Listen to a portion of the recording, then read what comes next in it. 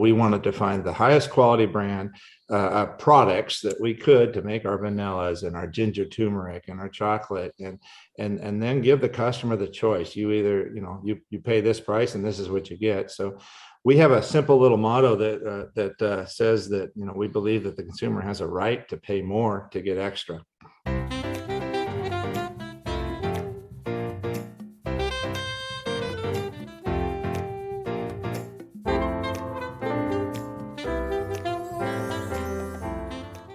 Hey, everybody. Thanks very much for hanging out with us again today. I am super thrilled to have these two over yonder hanging out with me, because I think their message and what they're doing is something that America needs to hear, the world needs to hear, because they are changing it every single day. Please give it up for Blake and Stephanie Alexandre with Alexandre Family Farms, America's first certified organic regenerative dairy farm. Welcome, you two. I am thrilled you're here. Thank you, Todd. It's great to be here. Thanks for having us. Anytime I can sit in your living room with you, but yet not be there, I really appreciate it. You guys, sure. I have to tell you, and I shared this with you earlier. I'm a milkaholic. I have been my entire life. It's just been a part of my family. It is what it is. Finding your product and trying it and getting it into, our repertoire and our refrigerator has been one of the greatest things I have found in a very long time. What you guys put out on a daily basis blows me away. And I am so excited for this conversation. I want to talk about who you are, what you are, and why you're doing it. But then I have a whole series of questions about how damn good your milk is. And I want to find out why it's this good. And you got to explain to me why it's this good, because it's like a magic potion in that bottle. And I absolutely love it. So thank you so much for taking time out of your busy day and hanging out with me. And I'm just pumped to have you guys. Well, thank you. Honored to be here. So let's get into it, because I have a whole lot of questions, and I'm hoping that we can. I'm hoping that this doesn't go to the 5 o'clock hour, because I have so many questions, which is typical for me nonetheless. And hopefully one or two of them will be good ones. So you guys are on this amazing path, an amazing journey, and you were doing, talk about raising the bar. You guys are doing something that is at scale that is just so fascinating and so cool to me. So before we get down the trail of all these questions, can you just give everybody a little taste of your family story and how you guys are at the place that you are right now? Yeah, Blake and I got married in 1988 because we met at Cal Poly San Luis Obispo. We're both fourth generation dairy farmers. I grew up on a dairy farm in Southern California in the town of Chino, the old Dairy Valley down there. Absolutely. And met Blake at Cal Poly, and we got married and dairied 4 years in Chino with my family. And then a dairy in Crescent City came for sale. Blake's from Ferndale, Humboldt County. Right. And this Crescent City dairy brought us back to his roots, grass-based dairying. And we moved here in 1992. And yeah, 29 years ago, this month actually. And we're coming to you literally from our kitchen table right here in the house that we've raised our kids in. And we're right across the street from our main dairy. And love it. We're in Crescent City, which is now 100 miles north of the little town of Ferndale that I grew up in. And our oldest son and his wife are down there overseeing that. That dairy is it's unbelievable. I love it. And you guys are, not only are you doing it organically, you're jumping into the regenerative thing, you're leading that pack, which is, it's not a new movement, but it is a new movement in a lot of ways, especially when it's starting to get, publicity and starting to get some airtime and starting to get traction at retail, et cetera. So just frame up for everybody why organic farming is important to you guys and why you went down that trail. Yeah, you mentioned earlier in the intro about, our products and how good they are. And maybe I would say how unique they are, really. And for sure. I want you and your viewers and listeners to understand that that's all very intentional. We set out to do something different. From day one, we've always been willing to kind of, somewhat swim upstream and not just follow the norm. Right. I think it all started with when our 5 children were very little, and that where we live is a pretty isolated region, and we wanted our kids to grow up and go off to school, college, whatever, meet their spouse and make a career decision. And we wanted our family farm to be a viable option. And so we've been chasing kind of a niche marketing or different ideas, because this is really not the place. This is not a dairy center by no means. It's not a great place to make milk. It's a great place to make the kind of milk that we do. And so we've kind of morphed into, what we needed to be for our region. And we're just, kind of following the lead of the local environment. And then I would add to that, like Blake kind of pointed out, we did the organic venture 23 years ago as a business decision. Right. But shortly after that, we kind of needed to learn, how do we do this right? Where are the answers? And so we went to Acres USA conference. And at the end of that conference, the keynote speakers were doctors who are making a difference in people's lives, functional medicine doctors, go to the farm instead of the pharmacy. So by the time we left that conference, Blake was a soil grass enthusiast, and I was a nutrient dense foodie mama for our 5 kids and all the calves, because that was the hardest part of going organic. Absolutely. So those core things became so purposeful with the soils, the grasses, and nutrition, all about healthy foods. Yeah, I would say that's when our real education started. Yeah. And, we continued to go to conference after conference, year after year, and lots of them, because it was really exciting for us. We were learning new stuff. And then early on, even before the organic, we already had a friend who was an agronomist who is still working with us. And Blake learned about organic matter, and we started testing organic matter in soils. And that is kind of the beginning of becoming regenerative too, which we started 25, 28 years ago. Right. Unbelievable. I mean, it's amazing when you think about a path that you guys were on, from meeting in college to all of a sudden sitting here today, 20 something, 29, however many years later, and you guys are leading, you're like literally leading the nation right now in what you're doing. That has to be a pretty cool moment. And I framed it up because my next question is really about your family, because to your point of what you said earlier, this is a family business, and, your family has embraced this high bar that you set. So tell me a little bit about the kids and their involvement, because they're everywhere, all over your property, it sounds like, which is super exciting to me. I think that's just the coolest thing, whenever you can do something like that with your family. Right. Sure. And Joseph is married to Alexa, and Joseph manages our dairy in Ferndale, which is our family started in the 1920s. So he is literally 5th generation down there. His wife, Alexa, is an FFA advisor. On the same farm that my great-grandfather had started about 100 years ago. Right. How cool is that? That's really cool. And all 5 is really cool. did go to Cal Poly, San Luis Obispo. Mustangs for life. Yes. There you go.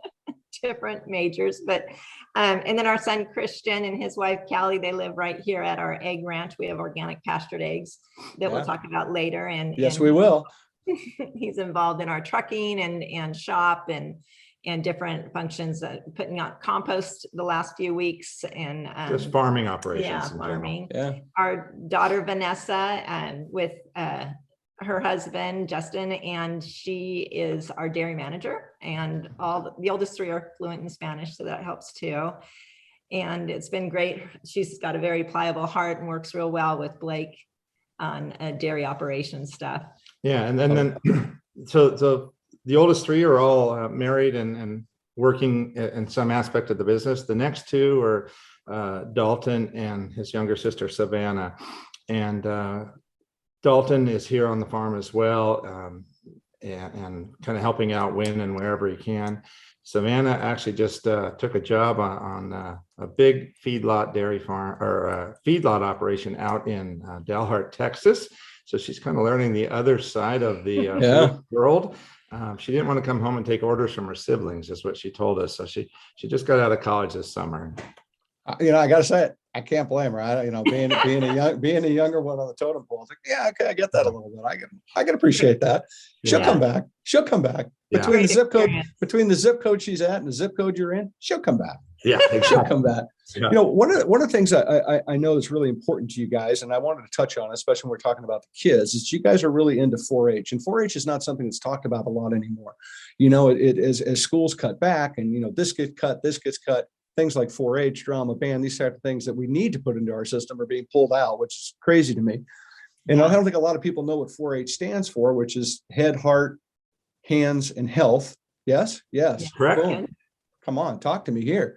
Talk to me a little bit about how 4-H is important to you guys and what it's done for you and for the kids especially, because I think we need to uplift that as well. Yeah, well, both Stephanie and I grew up in the program, and it's been a big part of our lives. And 4-H usually leads into FFA, Future Farmers of America, as you get into high school, and so that whole dynamic. And we've certainly been a big part of our community, and primarily it's Stephanie. So I'll let her wrap this up. I've been a community club leader for a lot of years now, and And what's really has been impactful for us, and then also I think for our community, is we do a little bucket calf project.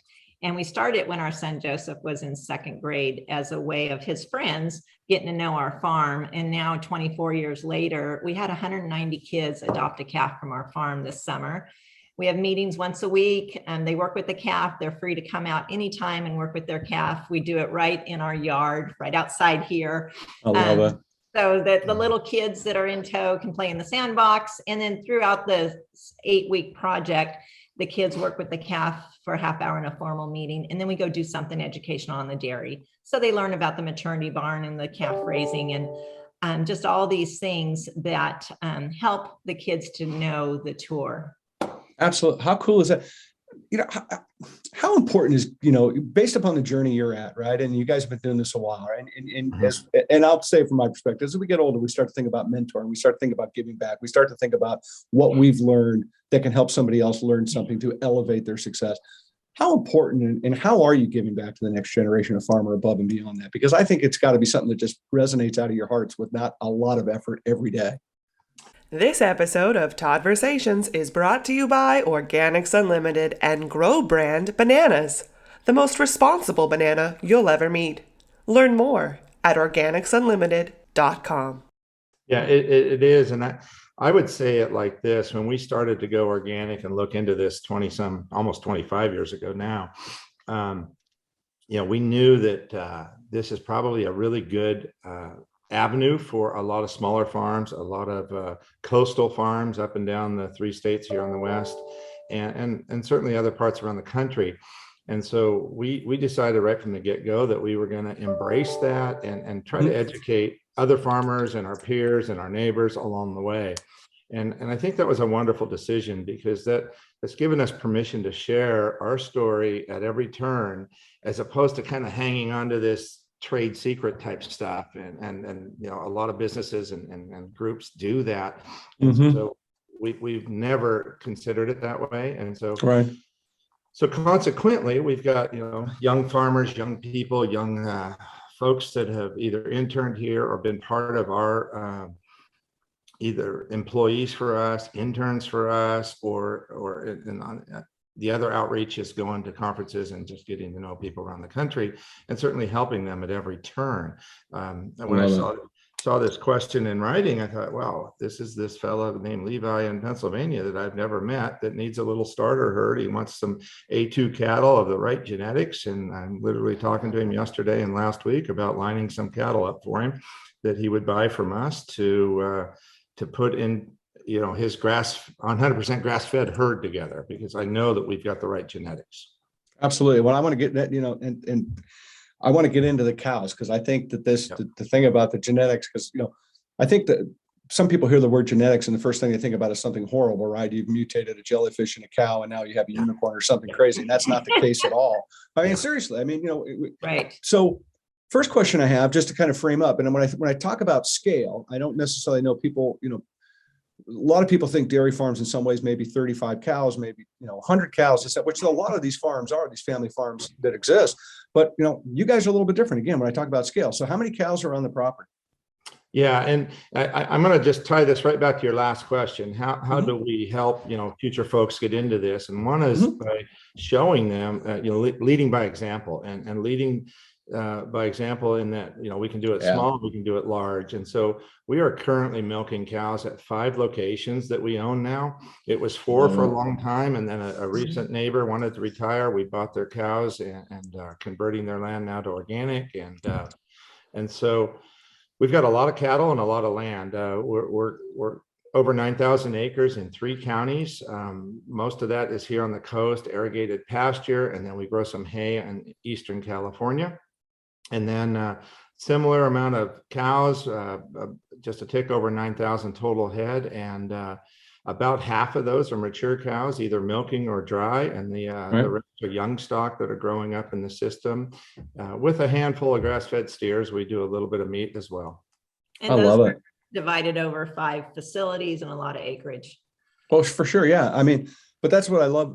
And I think that I wanted to get that out because I think people need to understand, and as we lead into our conversation, it's like, this can work, folks, right? And you're proving it. This can work, folks. And you can make a difference in so many different ways, not only with the product you're getting into, which I'm going to deep dive the milk. We're going deep on the milk. Trust me. Okay, good. But you can make a difference to this planet every single day, and it's doable, right? Because to your point, you're leading the way. So let's talk about the cows a little bit, because I want to deal with which you guys dub as crossbred grazing genetics, right? That's the term and I'd like to get into that, and please explain that to everybody, because I think it's just a killer story. Sure. Yeah. So genetics is kind of my field, my love. Literally, when I was 16, a long time ago, my license plate says "Love Cows" on it, and I still have that car and that license plate. And so I've kind of honored that forever. I'll be 59 here in a few weeks, and so congratulations. Yeah, thank you. We're getting there, almost an adult. And so as we look at genetics, we're not really into the manipulating genes or anything like that. It's simply natural selection and selecting the genes that are out there. And we look all over the country, all over the United States, and then into quite a few other countries. And so typical dairy in the United States is black and white Holstein cows, and certainly that's what we both grew up with. 35, probably 40 years ago, my dad bought some small herd of Jersey cows in Ferndale, and we started to have Jerseys and eventually some crossbreeds where you blend the two breeds together. And so those are kind of the opposite ends of the spectrum, if you will. The big cow and the small cow, the not so much butter fat, and the heavy, intense butter fat from the Jersey. And so we did that for a lot of years. Then we went to New Zealand and got a lot of genetics there that they kind of really specialize in grass-fed genetics. And so as you convert into grass-fed, the big switch is kind of moving from a really large scale animal that's tall and long, and really is built to kind of for confinement situations where you bring the feed to her and she eats a lot of it and gives a lot of milk. We're somewhat on the other side of that scale where we want medium to small sized cows that are a bit more athletic. They can walk a long distance out to a field to go get their own feed. And then of course they've got to walk around and find it and forage and graze. Grass-based genetics. Yeah, so it's grass-based genetics, exactly. Sure. And some of the old-fashioned genetics are more attractive to us in that regard. And so then we started crossbreeding different breeds, and the New Zealand has what they call the Friesian, which is a smaller Holstein and with higher butter fat. And then they've got Jerseys and Ayrshire. And we liked all the three-way cross. And then we started bringing in some other crosses, just always looking for new blood, if you will, so that you're getting hybrid vigor, which is when you bring two strange sets of genes together. 1 + 1 is maybe 2.5 or something. You get a little additive benefit there. And so the last breed that we found and really have fallen in love with is called Fleck V, and they're from Germany. And they're a dual purpose breed, bred for both meat and milk at the same time. And so they're super good at eating these forages and lower quality feeds and still gaining weight and giving milk. And on top of that, they're just big old puppy dogs. They're very calm and very mellow. And so we just really like them. And so we're now developing what we would call a composite breed of, kind of everything in our past plus this in our future. And that's what we see as the future. And so that dairy in Pennsylvania I'm talking about, he needs a combination of this. To have cows that can milk with no grain input and do really well. And by the way, one of our dairies is 100% grass fed. And so our green label is the 100% grass fed. So we do some fluid milks and yogurt in that label. And added on what Blake said about these genetics, as we were tasting the milk, we noticed that the taste was just incredible over time. And the nutrient density is higher because of the higher butter fat, but also higher protein. So the solids, literally the nutrient density is higher in our milk. Yeah. So for sure it is. Well, let me explain why your experience was so pleasant. Let's just say that. So you tasted our milk for the first time. You already liked our company, right? Because you did a little research and then you tasted it. And so again, I'm saying what you tasted was an intentional effort on our part to make that a really pleasant experience. 100%. So the first thing is we've selected all A2 cattle, and A2 means that it's a more digestible protein. As soon as it hits your mouth, you're more comfortable with it, because there's no A1 mutated gene in there that is present in most dairy across the country and around the world. And so most folks that believe that they're lactose intolerant are really struggling with the digestion of the protein.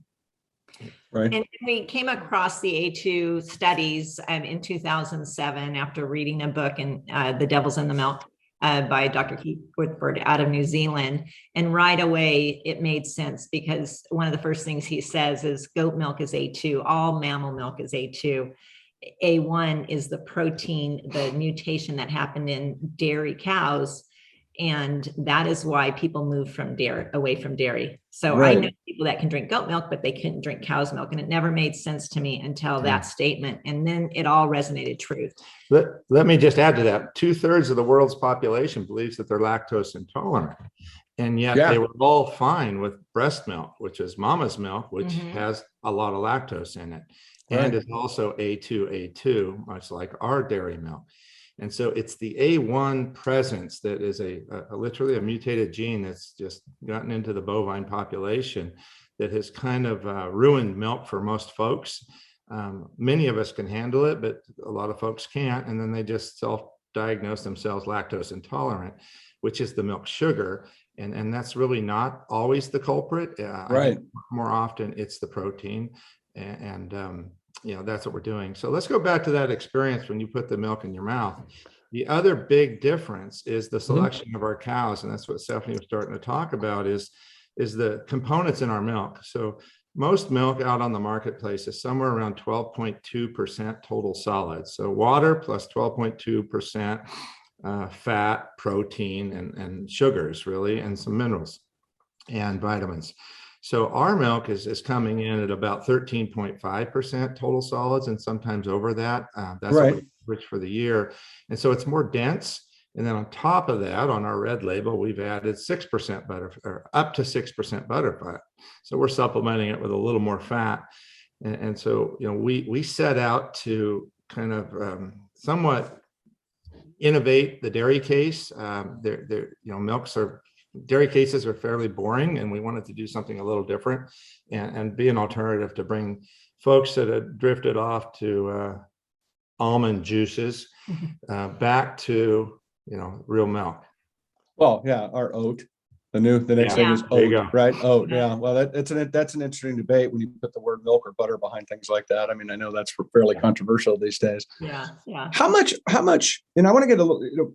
Let's stick on the A1, A2 a little bit, because I think it's really fascinating. And I mean, it really does matter. And I will bet you that 90% of the people, and that's probably a high number, they're going to listen to this podcast around the globe, probably have no idea what the difference A1 or A2. They probably never heard it before today in a lot of ways. And you guys lean into A2 pretty hard. I mean, you have it up on your label. You guys, I mean, it's rightfully so, because you've done something that is off the charts amazing. I mean, I told you I was a fanboy. And for me to go drive a 150-mile round trip to go buy it's got to tell you something. I go do it again in a heartbeat, right? I'm bitching at my retailers now to try to get it in. Don't worry, I'm banging the drum for you down here. Thank you. How much is the feeding practices though contribute to the flavor process of the milk? Because your point about whether it be grass or grain, does that have a lot of effect to that? The flavor profile? I think most of the flavor. And literally, I want to say all the flavor is because of the feeding practices and the makeup of our cows, kind of who they are, and the fact that they're out grazing and they're digesting and turning, those grass products or forbs into milk. It nutritionally makes it different. And so the percent of protein relative to butterfat is particularly high in our herd. We're a little off the charts when we dry our powdered milk. It doesn't register with some of the other buyers because it breaks their rules, and so we have to explain that, and they have to adjust the rule. Right. I mean, yeah, They think we've added some false protein, which has happened in China 11 years ago and caused a lot of problems. for sure. But your 2% milk has 50% more protein per serving than other milks on the market. Yeah, and what Yeah. we've done there is simply by ultra filtering some of that skim milk, we pulled out some of the water and the lactose, the sugar, which then leaves the goodness of the protein. And so that's been I guess manipulated in processing, not necessarily from the cow. However, what I'm talking about in our regular milk, we also have a bit of an unusual high ratio of protein to fat. Yeah, I mean, it's literally, it's a sports drink. To be really honest with you, I mean, if you want to drink something from a recovery standpoint, an endurance athlete, somebody's gone out and done their morning workout, whatever the case, this is literally what you should be drinking. Yeah. Mm-hmm. Because it checks off every single box. I mean, not only is it organic, I mean, box number 1, regenerative, box number 2, but it's legit recovery drink. Yeah, and let's just, I'd like to tell you a little story. If Stephanie can finish it for me. Go. In regards to the flavor and the experience of our milk, we have powders made out of our milk, and so there's a lot of people across the country. I'm thinking of a family in Tennessee that can only buy our powdered milk last year, and their little autistic son needed, A2. He needed something unique, and it was a godsend for him. But as and mom, right? As we started to taste reconstitute our powder and taste it, and even our 2% that you're mentioning, and our other flavors, our milk is unique. It does taste different, and that transfers even when you've bought is the powdered milk and added water back. It still has a unique flavor and substance to it, and we're really proud of that, because that's what consumers know, and that's what's going to make them a repeat customer. Mm-hmm. And we're absolutely seeing that. And we do get a lot of those kind of communications from parents where their children cannot do dairy, or their children are hyper, and especially autistic parents of autistic children. Why don't you explain the A1 and why that's happening? They're starting to send the state studies, and what it is A1 the protein is beta casein morphine 7. The amino acid chains 209 links long. At the portion of it, there's 6 chains that don't break apart because there's a histidine instead of a proline. And so you drink the milk, and you drink an A1 milk, and right away you get a phlegm. Your body just wants to expel it. It's not natural. So when you drink our milk, it's very refreshing. People tell us that all the time. Then it goes into your digestive system. It goes into your belly. You got that 7-link protein that doesn't break apart. It holds there and causes the lactose to start to ferment. And therefore people say, oh, I'm lactose intolerant. I can't do dairy. However, when I drink your dairy, I can do it. That's because really they're sensitive to that protein, the A1 protein. Now you got this foreign protein in the body. It crosses the weak gut lining. A lot of people have leaky gut syndrome and things like that because we just don't have a good biome anymore that we used to have for generations. So now you got this foreign protein in your blood system. Imagine a little baby, newborn baby, that foreign protein that this child got in an infant formula possibly, and not from breast milk, because breast milk's A2, it's the good protein, but an infant formula might have A1 protein in it. That protein is going to cross the blood-brain barrier, and it's called beta casein morphine 7. That morphine reaction causes a baby respiration to slow down to where a baby would pass away from sudden infant death syndrome. Wow. There's study out of Russia where it talks about this, with all the babies that have died have been infant fed formula, and nobody's talking about that. And that's a big deal. All that is a huge deal.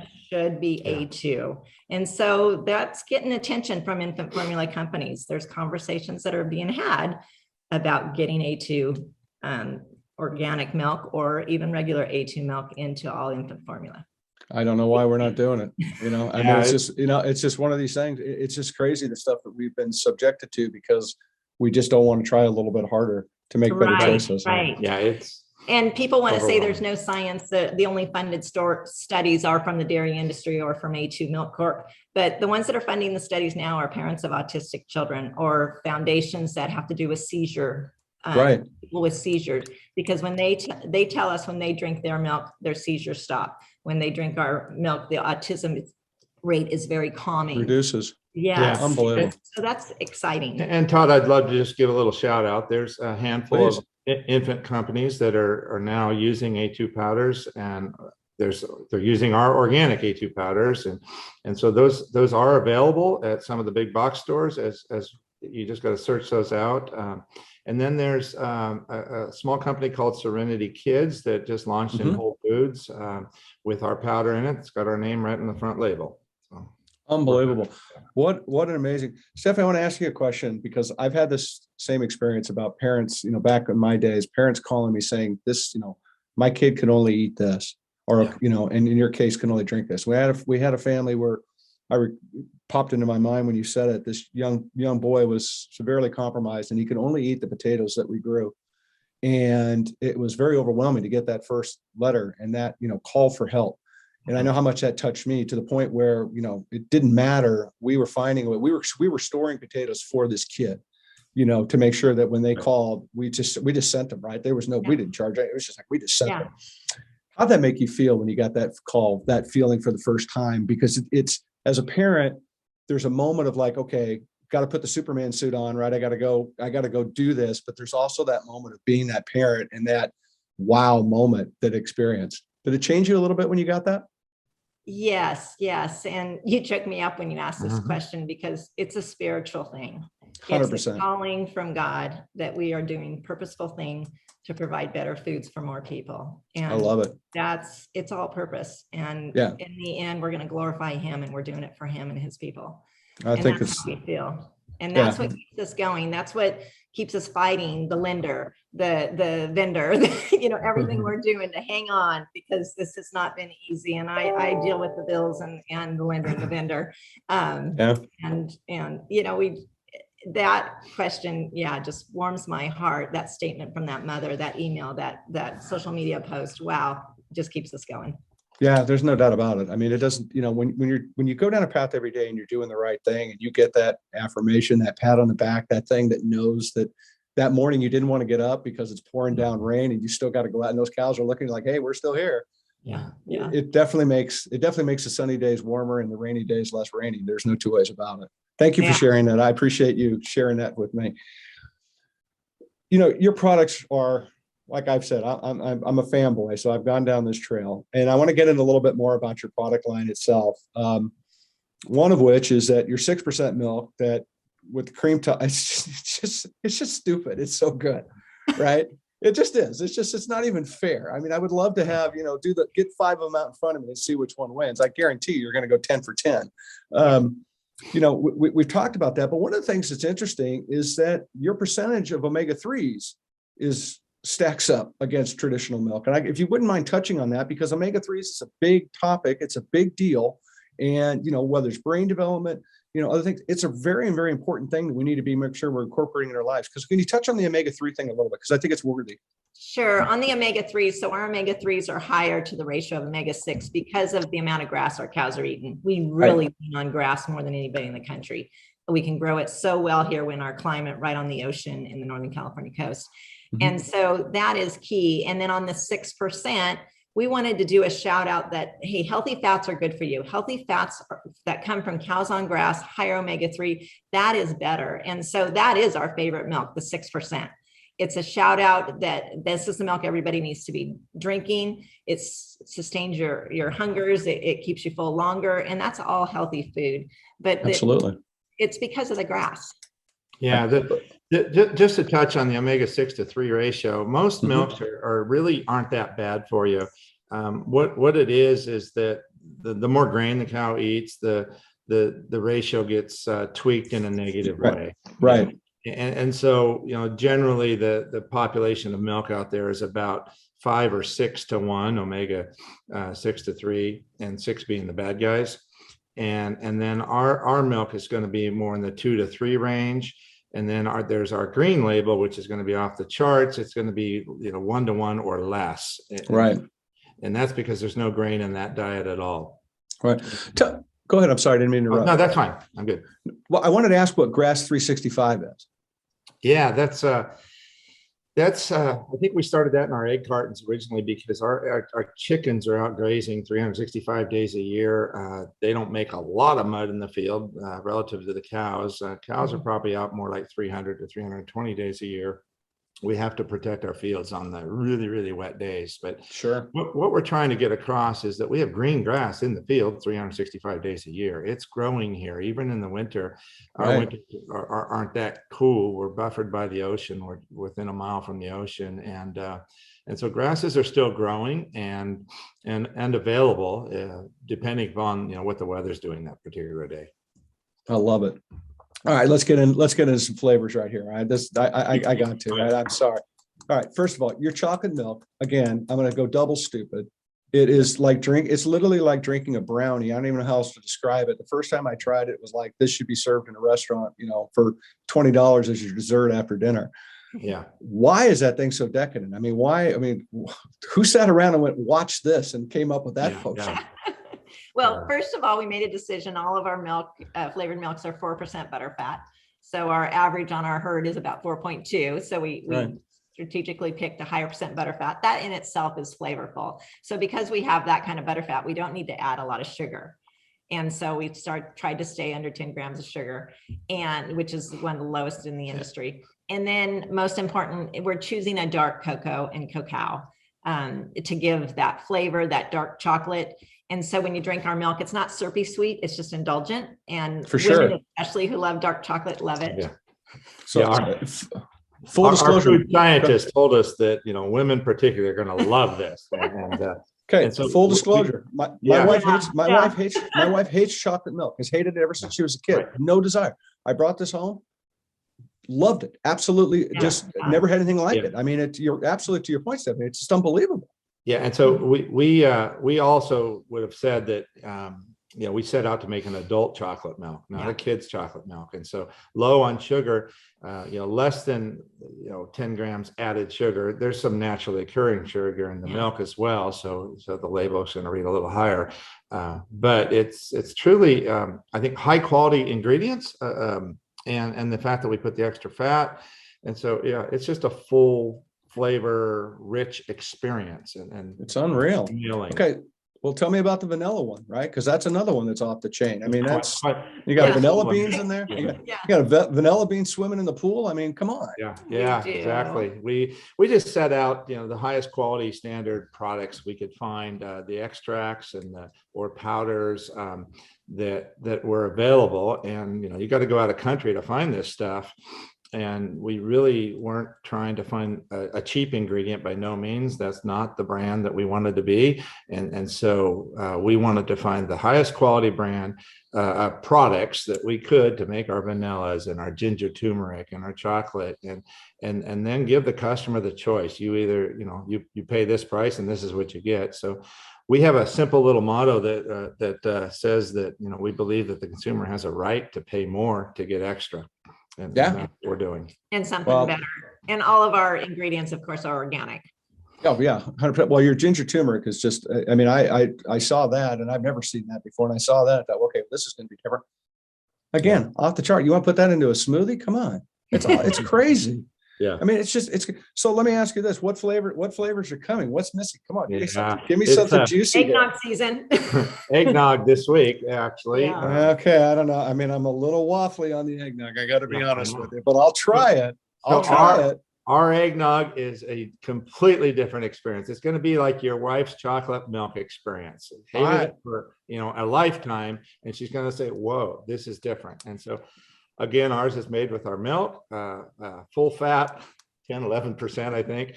And then whole egg. Our eggs off our ranch. And it's the whole egg. It's not just the yolk powder and other ingredients that other companies put in. And also we played a little bit with the flavoring. So it does have a little unique taste, a little bit of a spicy taste, the ginger turmeric twist with other ingredients that it's unique and people are buying it. Yeah, it's more refreshing than gagging, I would say. All right, here's the deal. I'm going to make you a deal. I'm going to try it. I'll video it. Okay. I'll send it to you. I'll give you the full. I'll give you the whole thing. That's a deal, Todd. I'll try it. I'll damn. And if not, there's always brandy to throw in there, and we can even it out. I mean, That's Yeah. fine with you too, there, right? We're fine with that too. So tell me, what's the family? What's the family's personal favorite? I mean, obviously, the flavored ones. Yeah, everyone has a different Flavor, yeah. take, and the ginger turmeric. A lot of people don't like ginger, and of course, I love it, and I love the odor and the smell and the whole. Oh yeah. For me, Yeah. that's my favorite. And then I use the chocolate as a real treat.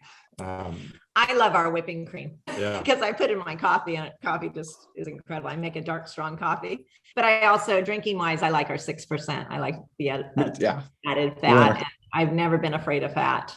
Yeah. Well, hey, you live there at neither have home? I. Neither have I. Yeah, there you go. Good. Dalton's favorite is obviously chocolate, right? So that's what he's always drinking here. I love it. I tell you what, man, the flavors are amazing. I can't, I sound like a fanboy, but it's not an infomercial. It's legit. It's really that good. And I drink a lot of milk. I drink, maybe almost a gallon a day often. And I kind of go in cycles. I used to drink the 2%, and now it's 4%. And so it's kind of the green label, because I just know that, that's absolutely the best milk that you can buy at a store on the planet. I really firmly know that. Yeah, that's our I love it. grass fed. I love it. Can you share a little bit about your egg story a little bit and what you guys do? Because I just think this is super, super cool. By the way, I'm blocking these. This is, I'm usually not this big. I'm not big enough to actually block 3 cows behind me. But I just wanted to say that I do have some cows from the farm. I know awesome. that photo. Good to see. Yeah. So can you share a little bit? Can you share a little bit about the eggs for me? We started the egg business really as a way of raising kids. When we learned about nutrient dense foods at this conference at Acres USA, and chickens that are on grass and eating grass really produce the best tasting eggs, but also the best for you eggs. And then we came home, converted a hay wagon into a portable chicken coop, started selling the eggs on farmers market, grew into some stores. And really, it was a way to raise kids, because on our dairy, we're a large size dairy, and the kids really didn't have a job. So this way they can do things before school, collect eggs after. We would wash them in the house. And before you know it, that grew. And other stores found us, and it was just an egg business that grew. And we rode the market of organic foods growing basically with our pastured egg business. It taught us about distribution. It taught us about backstore management. Every store has a personality, and marketing and branding. And so it was kind of a mini way to start a brand that grew on its own organically. Yeah, I would add to the story in that it was in April of 2005 when we took a road trip to the East Coast. We took our kids and my mom and my niece to Washington, D.C. and Pennsylvania and a few things. And so we visited Roman and Lucy Stolfus, who had 11 children, as a really cool Mennonite family. Roman and Lucy were just here 2 weeks ago. And so they finally got to see the other side of us. And but they were pasture raising some hens and chickens. And so that's what really got us going. And then Roman, I remember riding in a tractor with him, and he just said, Delmer's out there and he's making a lot of money on this, and it's really a neat deal. And yet he's working and so we came home with the intent that this is all about raising kids. It has nothing to do with building a brand, a label, or hiring employees to feed the chickens. And so it was a sink or swim operation for our kids. Sure. And they really embraced it, particularly Christian, our number 2 son. He literally grew up with those chickens over the next, I'd say 6-7 years, as he went through 7th, 8th grade and high school. I love it. And look, this house is on wheels. This is not just a little, 5x5. Yeah. This is this is a 6-bedroom house with a pool and not a pool, but it's a pretty cool piece of equipment. It's on your website. It's worth seeing. Yeah. You just pull it, and you guys just put that thing out there. Yeah. Do they have TV in there? They have cable? Maybe they have it. Not quite. No, they do have solar. Yeah. Well, you got to have Wi-Fi. We've had kind of 3 or 4 generations of the coops, and so we dropped the wheels and just went to big pipe sleds or skids, because they never go flat, and we tow them around on Tuesdays and Fridays and relocate them. So the chickens and the hens absolutely have green grass all the time. In fact, just on social media, on Instagram, our post a few days ago was a picture of all our generations of coops, how they evolved. And Christian was the one that designed them all. And then later Blake helped him as well. Yeah. We now have 40,000 hens living in these big coops, 18 of these large coops. Literally they're out on grass every day, and it's really, really cool. And they get moved twice a week. I love it. I bet those eggs are delicious. If the eggs are as good as the milk, they got to be off the chain. I mean, that's just amazing. I want to talk a little bit about regen ag and that whole process, because that's, look, it's kind of an organic 2.0. It's new. It's now. Yep. Is it scalable? Is it not scalable? There's a lot of things, pro and con, when the conversation gets started on that, right? And it's an interesting perspective for me, because I look at kind of the regenerative movement as what we went through 35 years ago when there was no organic movement, when it was dialing for dollars, begging for somebody to buy your stuff, promising them that, the apple didn't have a worm in it, and trying to find shelf space. I think regen's kind of in that same mode, right? It's that those first steps and those first building blocks. So my first question to you is that really, what is regenerative agriculture, or regenerative organic rather, to you guys? Sure. And really, why is it? And I guess maybe the second part that I'll throw out too, just to kind of sum it up. Why does it matter? Right. And why does it matter to you? This episode of Todd-versations is brought to you by Organics Unlimited and Grow brand bananas, the most responsible banana you'll ever meet. Learn more at organicsunlimited.com. Yeah. And I, again, as we got out of college 35 years ago, and we started learning about high yield production agriculture in college, and then we actually made a decision to, kind of go in a different direction here 25 years ago, as we started pursuing organic management of our land, which is a 3-year process to somewhat detox it. And then it was all about just literally focusing on the organic matter in the soil and building organic matter. And so the soils in our region here that we took over or bought or leased, we're somewhere in the 2% range. We'll just say 2 to 3%, sometimes under 2, but generally in that range. And then we knew that, organic matter is our friend in that it holds soil, it holds moisture, and because organic matters when organic matters go up, you can use less water, less irrigation during our dry season. So we do irrigate for about 4 to 6 months every year. And so our goal was really just to rotationally graze, which was a skill that I kind of grew up with, and understanding the importance of that when that first hit our country 40 some years ago.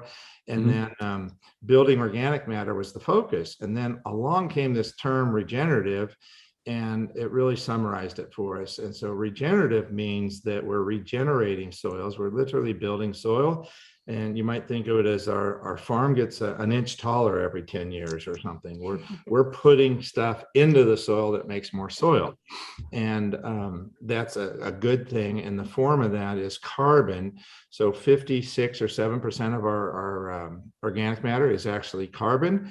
And so that's being sequestered through photosynthesis. It's coming out of the air into the plant, into the root, and becoming part of the soil eventually, under good management and under an awareness that we're feeding the biology and we're paying attention to this system that God gave us, and working with that. And our job as good farmers is really to steward the population of biology and the ecosystem in a positive way, and don't harm them. And we do hope more people out there are aware of gut health in their bodies. Well, just like the gut health in our body is crucial, it's also the soil. That is the gut of a plant. And it's so crucial that there is life under there, that you do no harm to that soil. You don't do things that would kill that soil. And we feed it. And I love the illustration of, if you have a plant that is, you got a plant root system. As the plant grows, the root systems go deeper. And then when that plant gets grazed off, the roots just kind of slough off, and some of them will grow back, but the ones that slough off, that feeds all that biology. That's the sugar that feeds it all, and also creates air pockets. So if we can grow the plant and then pulse it, that is what rotational grazing is. Right. And all that is important to that health of that plant. Just to kind of come full circle on that, I think give people a little more depth of understanding. Let's talk a little bit about, kind of, the biodiversity that you have on the property right now, as well as, and I think something to be interesting to people because, because cows are getting a bad rap, right? I mean, the cows, some people think cows are going to kill this planet if you really read into the tea leaves too much. But let's talk about manure management a little bit. Let's just, let's get dirty a little bit. But I think it's relevant. I think it's relevant as we go down the path of regenerative to kind of talk this through. So if you wouldn't mind, I know I threw two things at once. Take manure first or take manure second. Hey, look, I made a joke. And talk a little bit about biodiversity. Sure. So in our manure management, we get manure in our barns and freestall barns where cows sleep in the wintertime. We flush that all down to a holding pond, and now we have manure solids that are separated out. And then we also get the fish waste from 3 counties in our area. So we take all that in. We also use local shavings for bedding for our baby calves and our maternity barns. So we add that. Now you got a carbon source and anything else we can find on the farm that needs to be composted. And we compost that. And that is our manure management plan. We're creating this wonderful compost that when Blake and our son decide on what is the fields, the 20% that we want to concentrate on putting compost on this season, this time of year, we're going to apply that. And that is just magic to our fields. Yeah, that really fast forwards the I'd say the carbon building in the soil, because you're literally putting some stable carbon that's been properly composted out on the field. And I saw a study once where there's an effect after putting a 1/4 inch that's measurable in 80 years. And so, as opposed to going to town and buying nitrogen, potassium, and phosphorus as an input for growing stuff, which is what we were taught more at college, and you get a response immediately, but in 3 months you can't measure a response that's positive. It's more negative because you harmed a lot of biology. Absolutely. Well, I would certainly rather find that after 80 years in DDE, right? Yeah. There you go. Yeah. Exactly. And, I would also just add to that whole cycling. It's really just being aware and paying attention. You have to ask about biodiversity, and I was going to talk about that first because manure is really number 2, and everybody knows that. And I started the trend of jokes. Yeah. So the biodiversity on our farm is just phenomenal. Build it and they will come. We've got 250 species of birds that bird watchers find on our ranch, and that number continues to grow. And my mom and my sister were staying here for the last couple of days, and my sister woke up this morning and said, "Wow, there's so many birds singing." And it's like we take it for granted because it's every day. And so everything we're doing, following, I'd say, God's plan and working in harmony with nature, it just brings more and more life. 200 or 300 elk, Roosevelt elk, that live on our farm every day, and it's really cool. And so, and the bald eagle nest in the corner in the back of the ranch. Yeah, and then the frogs. Yeah, it's literally overwhelming, and it's encouraging because it's a sign every day that we're doing the right thing, and it keeps us going. And we also have Coho Salmon that swim through our creeks here, and Fish and Game did some testing, and our Coho Salmon here were larger than any other they did in the region. The Coho is unique in that the first year those fry or baby fish live in kind of freshwater tributaries to the big river. Right. So these little guys were born in upriver 30 miles. They got into the main channel, came down, found a couple of streams that live on our ranch, and then hung out here for that first winter, and ended up outgrowing their contemporaries by 30 and 40%. And that was just awesome. And that was on 2 of our farms. And so it wasn't like a by chance thing. It's real. And it's because, there's more life in the water that is draining off of our fields. And it's a good, positive life. Let's just say it's earthworms in it, if nothing else. Yeah, no, 100%. And they're not drinking Roundup. So that's kind of a cool thing too, right? Correct. That too. Yeah. I mean, it is what it is. Yeah. It's fascinating to me the way you framed this up, right? Because it's the first thing that comes to my mind is like the circle of life, right? When you do it the right way, everything just makes that circle complete. When we go over here, that circle's now, whatever shape it turns into, but it's never a circle again. So for you to share that story, from an idea long ago to now you have salmon that are 30% bigger in your backyard because they're in your backyard. It's not because it's a different variety of salmon. It's because they're in your backyard. That's a powerful statement to the work that you're doing every day. Yeah. And all that you're tasting in our milk. Yeah. Well, whatever magic you're doing, don't stop doing that part. Believe me. Todd, there's a bit of a downside to that entire process. And I just got to tell you, there's a lot of eagles, falcons, hawks, owls, Yeah. and all that. They live on our farm as well, but they all like chicken. And so, yeah. So we tithe to nature with our chickens. And, because we have a lot of chickens, we're losing close to 20 chickens a day to those flying raptors, if you will. What do you do? I mean, can you put dogs out there? Can you do? Well, we did the dog thing for a lot of years. Our oldest dog just passed away two weeks ago. And, I'm sorry. It was a lot of extra effort to feed dogs and to do different things, and so the dogs were just running themselves to death. It was hard. I'm sure. So yeah, we just raise more birds, and then consequently we have to raise the price of our eggs. So that's built in. Well, I mean, but at the end of the day, it's a positive cost of food. Yeah, because you're making a tremendous difference around your whole community and everything else. And I think that's really a statement of regenerative practices, and what the message to consumers and to your listeners and viewers would be that they've got to be willing to pay more to get extra. And a lot of those extra things, it's hard to explain unless they're going to listen to 30 or 40 minutes of us talk. But it truly is a bit more costly to go regenerative. There's a little slow start for the first few years. But I also think that it's important that, large farmers across the country, the guys who grow all the soybeans and corn in the Midwest, and they need to be open-minded to regenerative practices.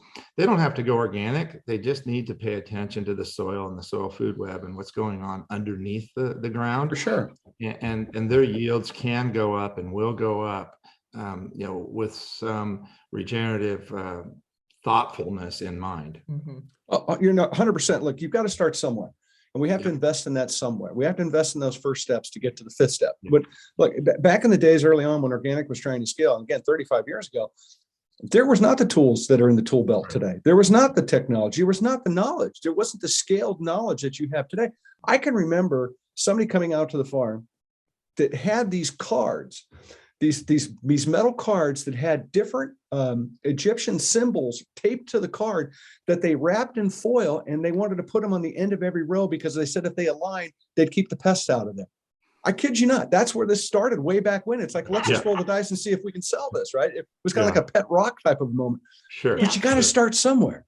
Right? What if that idea worked? Oh my Lord, right? Now you have these little Egyptian cards. I still have one. It's crazy, but but again, you have to start someplace. Somebody has to be the first one, and that's where I think you guys probably get a lot of cheap shots. You get a lot of people that point fingers, and they're like, they're so expensive, blah blah. You got to buy in. It's a positive cost of food. It's vote with your dollar moment, because you're doing something that nobody. First of all, the first people to do it, but nobody else is doing it at this kind of a scale, and you're proving and paving a path, and you're being open about it, which is just a trip because.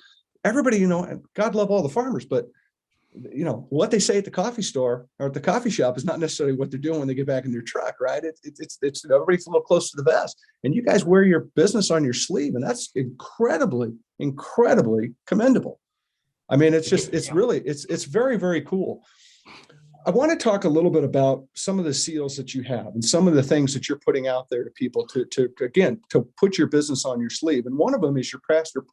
I'm going to try it again because it's a double P. Pasture Promise Seal. I'm not going to say it again. If you guys can figure out what I just said, you're going to have to wing it. But really, what does that Pasture Promise Seal mean? And why does it matter? It matters because one of the rules of organics is that cows have to graze on pasture. And where we grow our pasture, and we're fortunate that it's green all the time, we are going to graze every chance we can get our cows out on pasture. That is our most efficient feed source. And really the meaning of that pasture grows and grows because as we learn more about better soils, as we learn more about better grasses out there and deeper tap roots and things we can do, that meaning defines that pasture. And so our pasture promise to the consumer is our cows are grazing more than anybody out there and that we can do it well and do it right and make a difference. Yeah, and I would just add that, that came out of a family discussion in that, it's not a marketing ploy. It's nothing. It's like, it's important to us to speak to our consumers and the customers that ultimately, eat and drink our products. And we just wanted them to know that we're going to lean on grass, lean on pasture as much as we can at every turn. So to me, that's what that means.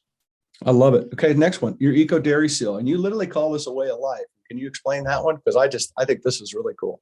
Yeah. So when we started our first organic dairy, we called it Eco Dairy. One of my good friends in town kind of coined that term for us. And so, we just ran with it. And the Eco Dairy Seal is similar. We knew that we wanted to, market our products, and whether that was through somebody else's brand or our own brand. And as our markets maybe outgrow the ability that we have to make the milk, we're going to have to lean on neighbors and other farmers to make milk for us. And so we needed a way to kind of authorize them and verify that they're going to live up to our standards. And so there's a whole list of standards and practices, and it's quite similar to our Pasture Promise in that we're going to be ecologically minded in everything we do. We're going to have a lot of integrity. We're going to follow the rules, and we're going to maybe even do a lot of extra that a lot of brands and labels wouldn't require. Like for us, extra things are planting trees every year. We've been planting trees with the kids in the riparian areas since they were little, before we went organic, just because we knew it was the right thing, and we knew that there was a lot of creeks and a slough on our ranch. So we fenced it off and planted trees within those areas. And that's all part of that conversation. Pay attention to what benefits nature. Absolutely. Kind of a oddball question, maybe not. Do you guys think you've made a case for other dairies across this country to take a hard look at their business model? Yeah, absolutely.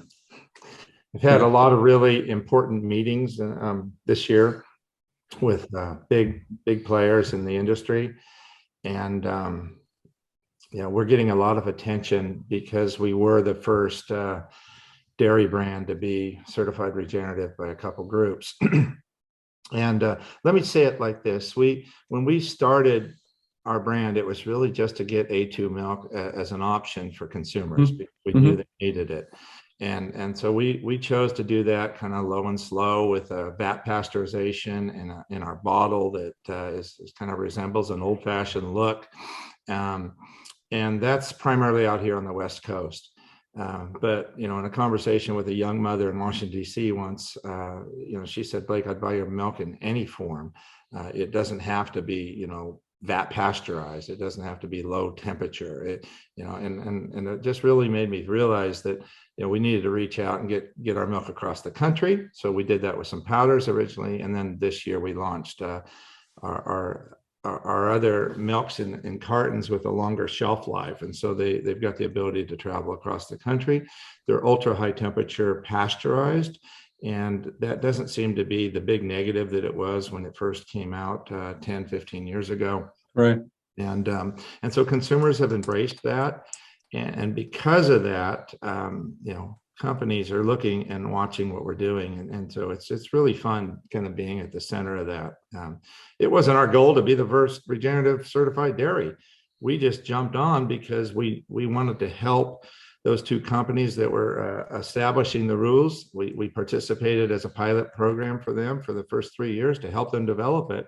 Right. And when we were launching this milk back in January of this year, Whole Foods says, "Do you have a certificate or do you have something?" And they asked back in October, and so we went back to the Savory Institute and the Regenerative Organic Alliance and said, "What do you have that documents who we are?" And so that's really how we became the first. I love it. I got to tell you, anybody that's listening to this, that's in your space, that doesn't take a moment of pause and ask themselves, why shouldn't I do this? Why can't I do this? I need to go do this. I hope they do. I hope they pull over on the side of the road. I hope they take a moment to talk to their teams, because you guys exemplify a positive cost of food. You exemplify everything I believe in. You really, really do. And And- I please. would also add, I think for every farmer, it needs to start in their kitchen too. You know, Yeah. what are you feeding your children? What's that? You know, the food bill should be tied to the healthcare bill kind of thing. And us Food's farmers medicine. gotta live it, gotta preach it. And so a lot of farmers don't. And for us, it starts at our kitchen table as well. For sure. I mean, look, you know, I say this all the time, food is medicine. It can hurt you Yes. and it can help you. And, you know, you're not going to sustain life on a 79-cent box of garbage, Right. right? It just can't going to feed your family of four the right way. It's Yeah. just not. And I understand, you know, I understand the economics. We can go all down the whole nine trail. Yeah. But, you know, cheap has a hidden cost, right? To quote my friend Rodrigo Bodega, cheap has a hidden cost. And it certainly does. And I believe that more and more after the conversation I had with him about it. And I think we need to start to recognize that. And effort has a positive cost, right? Yeah. And you guys are exactly that. Absolutely. And then, you know, consumers need to feel comfortable going to the farm and not the pharmacy to get their health. That's truly where you get health. It's not the pharmacy. It's not the doctor's office. It's truly the grocery store or your farmer's market or, you know, a CSA or absolutely, or your backyard chickens.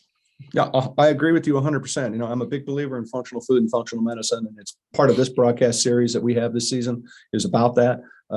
I feel like I live it every day. I did a lot of traveling in 2020 in the height of COVID without any kind of, you know, there was no vaccines back then, but I did it because I was taking my vitamins and I was being, you know, doing all the things you're super do. I don't know. You know, I think it makes a difference, and your food's a part of that equation as well, right?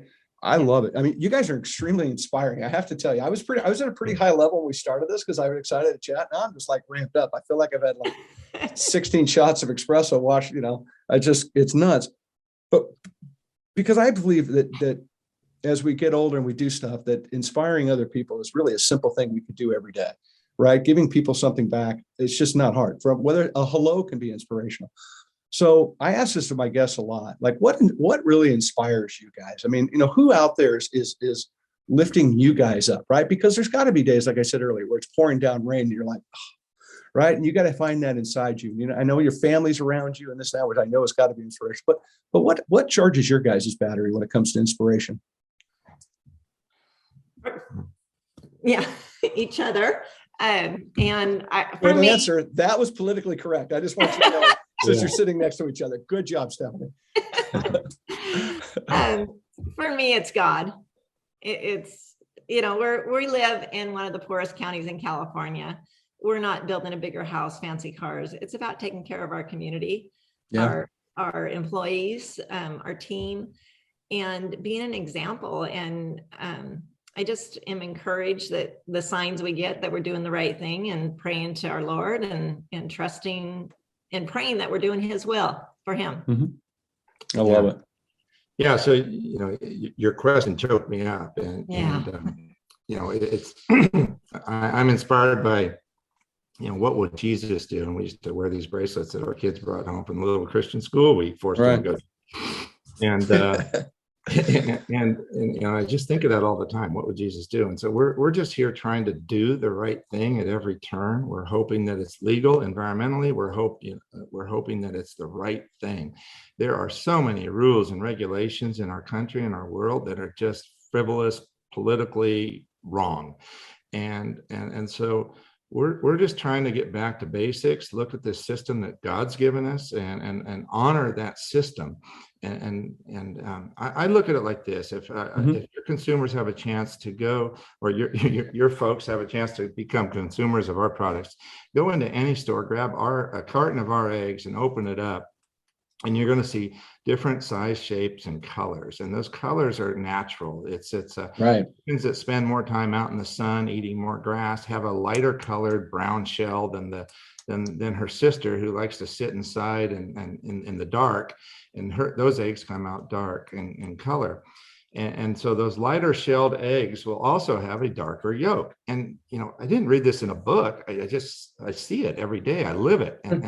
And because I'm aware and I literally like to pay attention and notice things and observe things. That's my job on the dairy, is to drive around and complain when folks aren't doing their job.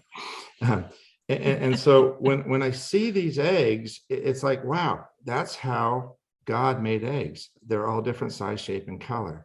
And then I go to anybody, any competitor, and open up their organic eggs, and they're all going to be these little medium-sized brown eggs, exactly, cookie cutter eggs that came out of a controlled environment. And wow, that's how man makes eggs. And consumers need to literally be aware of that. We don't advertise what we do. They just taste our milk, eat our eggs, look at the eggshells, and it's a billboard that says these are better, and so it's inherent, and then that's really unbelievable. Yeah, so unbelievable. And you're such a great point you made that human beings are like eggs raised properly. Right. We're all shapes, we're all colors, but we're all eggs. Yeah. Right. I love it. And we are what we eat, right? We absolutely are what we eat. And you can survive this pandemic better than others because of the things that you're putting in your body or not putting in your body every day. 100%. Absolutely agree with that 100%. And I say it all the time. Some people treat their body like a temple and some people treat their body like a tent, right? It's a good one. Wow.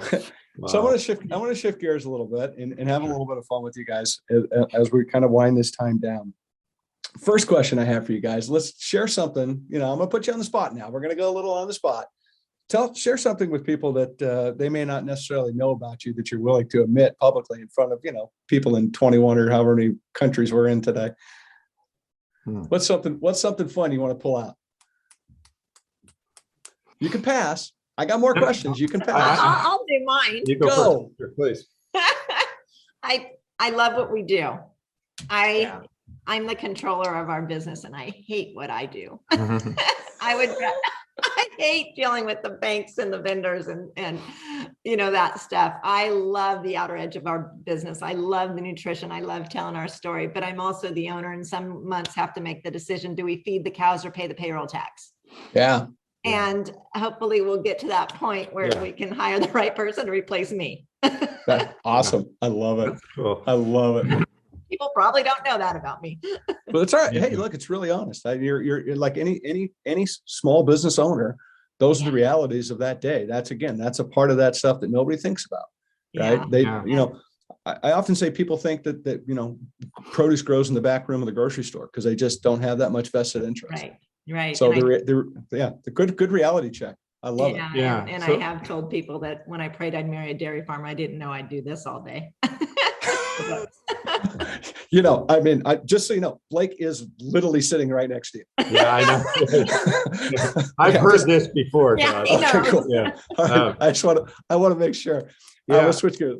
So I would answer the question like this. I'm a bit of an old soul. I'm kind of anti-technology. I really don't, love these whole computers. I believe there's a reason there's an apple with a bite out of it. That's computers are somewhat of the devil.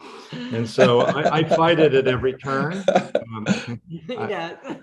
I was telling a really dear friend recently, and he was just shocked by this. He didn't know this about me, but I went to a one-room schoolhouse for the first 5-6 years of school. Wow.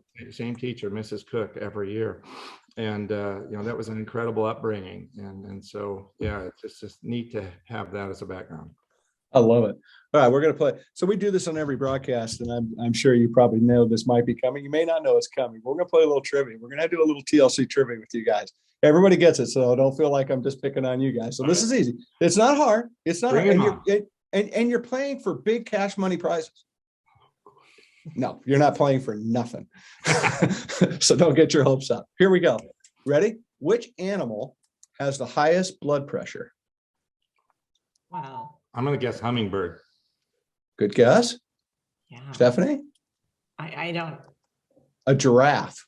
A giraffe. Yeah, of course. Wow. Yeah. It's got to pump the blood all the way up to the brain. Sure. That's a good one. All right. Wow. Thank you. All right. So what's on the barbecue at your house on a Saturday? I won't barbecue, so we typically don't turn it on. But That is true. I do all the cooking. He doesn't barbecue, so I use a griddle in the house. Perfect. What's on I love it. What's on it? Sausages or hamburgers? Or steaks. Last night, monster steaks. Gotta love that. You gotta love that. All right, here's one because you're sitting next to each other. I couldn't resist this one. Which one of you is the better driver? Me. Oh, Yeah, you're me. done. That's what Blake, she Blake, said. you're out. There's no reason to answer that at this point. You have no chance of winning that Yeah, question. Right. yeah, So- exactly. Because he sleeps. I So was he just wouldn't know. I was just telling my sister last night that, 10 years ago, I just decided I'm not in a hurry anymore. I'm going to go slow. I love it. I love it. We're going to be All late. I love it. All right. Rate on a scale of 1 to 10, rate each other's karaoke skills. Oh, man. So, okay. Yes, Stephanie's about a 7. Oh, thanks. I was giving him about a 4. Yo, that's way more than I deserve. Stephanie, as soon as he went first, I knew he was doomed with the answer. Don't worry about it. It was like that. It was a very quick tell. Yeah. You guys, I got to tell you, you're incredibly amazing people. And I am just so fortunate to have this time hanging out with you. I'm inviting myself to the farm, in case you're wondering. Oh. Yes. And all your I would listeners are welcome as well. Come see Done. us. We're Just very come on careful. different days. Yeah, I was going to say, be careful. You might want to schedule that a little more. Hopefully schedule that a little bit on a broader stroke. And I'd like to come up and I'd like to name a cow Todd. Is that possible? Can we just pick one to name Todd? Yes. We can make that work. Done. I'm totally cool with that. You do realize our cows are all females. Todd Quisha. Doesn't matter to me. We'll come up with something Okay. else. Doesn't make a difference. It's a multi-purpose name. We can make it work. It doesn't matter. Good, good. Cool. Because so yeah, don't worry about that. That's perfectly fine. It doesn't matter. I just want to have a cow named Todd, and I would do a chicken. Doesn't matter either way. All right. But I'm so incredibly impressed, so incredibly inspired. You guys really have touched my heart with just your commitment to what you're doing, because it's greater than just the now. It's about the tomorrow, and it's about the next generation. And it's so evident in your words and your actions. And so it's just really been a beautiful broadcast and a beautiful message that you come across. But I do have one final question I want to throw at you guys. You've set a very high bar. Your product is, it's killer. It's fantastic. It's utterly amazing to me. You've taken on a challenge down uncharted waters. You've proven the benefits of what you're doing. You've proven that it's to a higher cause. So my question is this: if you could tell all the other dairies across this country that may be looking at your model, and even the naysayers out there that don't want to, buy into this bigger, higher cause, just one thing, what would you tell them? Yeah, that's a very tough and loaded question, right? Because we told ourselves years ago we weren't going to, tear our fellow dairymen down to promote ourselves. And there's a little bit of what we do here now that makes me feel a little guilty, maybe breaking that rule. But I would tell my fellow dairymen really to pay attention to this regenerative movement and embrace that, and ask their corn grower and their hay grower and their silage operation and convert a few things. There's some simple techniques that will make them more money, and those benefits will build on each other and snowball year after year to where they'll see more efficiencies. And so I would simply approach it that way. I love it. And look, I didn't mean to put you on the spot with the answer, and it wasn't the intention, Sure. but the intention was the answer you just gave, is that take a look, take a moment of pause, figure it out, think about it. Just think about it, right? Just thinking about it, just like you guys did. You thought about it and you took the step and it worked, and you're proving that it's working. And that would be my advice. If I answered the question, I would say it exactly as you did. Take that first step, sit down at the kitchen table, ponder it. Look at it from one step at a time. You don't have to do 15 things at once, but one step makes a difference. One leads to two, right? Nobody takes 5 steps at once. We all take one together. Yeah. So, and I thank you for your honesty and your candor with that question. I think it's very important. Your answer is extremely important and extremely meaningful. And I'm glad that you did say it, and I appreciate you for it. Yeah. Blake, Stephanie, I cannot even begin to thank you enough for the time you've given me, for reaching out, for coming together, for joining me on the broadcast, for getting your message out. You're some powerful people doing some powerful things. And I just really, again, from the bottom of my heart, just appreciate what you're doing. Don't stop. Don't let the days get to you. Keep grinding. You're making a difference in so many different ways. Get this damn milk into my city so I don't have to go so far to buy it, but I'm working on it for you. Don't worry. Well, And go ahead. get your wife up here. We're only about 700 miles up the road or down the road. Yeah, quick. The way she drives, we'll be there in 30 minutes. Yeah. Don't worry about it. Just a Don't worry weekend about trip, and we have an endless supply of chocolate milk here. So just let her know. I that. don't, done. And I get to go name a cow. So, I mean, how can that, which part do I balance? Name the cow or chocolate milk? I'm going to lean into the cow personally. But Cool. again, you guys have been so gracious. Thank you so much Thank for you. hanging Thank out with me. you. Yeah. Folks, go find their milk, get a part of their products, get their eggs, put it into your life, put it into your family's life, let your kids try it. They're not going to go back to whatever you've been buying. It's that good. Trust me. Trust me. Thank you again from the bottom of my heart. Very, very much. Listen, folks, if you got inspired by this broadcast, and do what I say every time we end these shows, go inspire somebody yourself, because it is easy to do and it has such an impact on this world. And it's so important that we all start doing it. If everybody at the same time in this planet inspired each other one time a day, we'd make a big difference in how things are going. So keep it up. It's very important. Thank you again from the bottom of my heart for being here. I appreciate you guys. Please come back. I'd love to have you guys come back Thank you. anytime. Let's update what's going on, and we'll just keep chatting. So thanks Cool. again very much. Everybody take And care. We'll thank see you you for what soon. you're. Thank you for what you're doing. You're doing an excellent job. It was wonderful to get to know you and Yes. what you're doing. So thank Oh, you. that's very sweet of you. I think, and I'll send you $20 for that compliment. I really will. I appreciate it. I thought you promised me 30. I got to cut Stephanie in. She's sitting next to you. She made a deal before you sat down. All right. No, thanks everybody for watching. We appreciate you. Take care. Thanks. Okay, bye-bye. Bye-bye. Bye-bye.